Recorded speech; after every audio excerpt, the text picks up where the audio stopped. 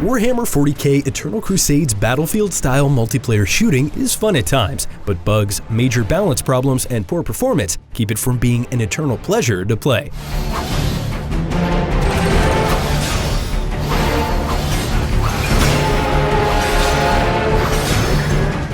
Eternal Crusade certainly has the look of the Warhammer 40K universe down pat, and the inclusion of Space and Chaos Marines, Orcs, and Eldar races with assorted classes fill it out well.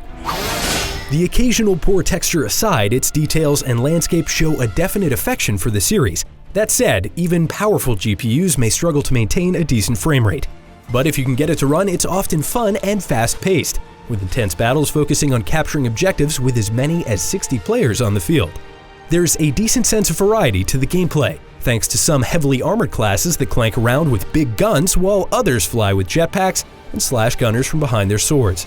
Quick kills and executions keep melee combat in particular feeling rewarding from match to match, although the parry system often devolves into mindless slashing. Unfortunately, ranged combat seems to suffer in order to make melee shine. Most guns are laughably weak and inaccurate by comparison. Vehicular combat also adds to the battles, although their deep hit point pools make them as boring to fight as their simple guns make them to drive.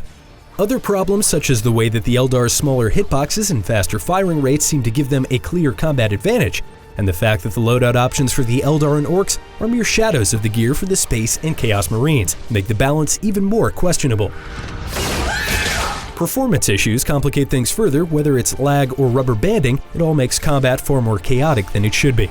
And yet for all that, it's still possible to find fun in the frantic action of the matches. It's just nowhere near enough to justify the $50 price tag, much less the in-game cash shop. Sure, you can get many of the items with both in-game and real-world currency, but that's a small comfort. There's a skeleton of a good game here, but it feels as though it'll take an Eternal Crusade to get it to the point where it needs to be.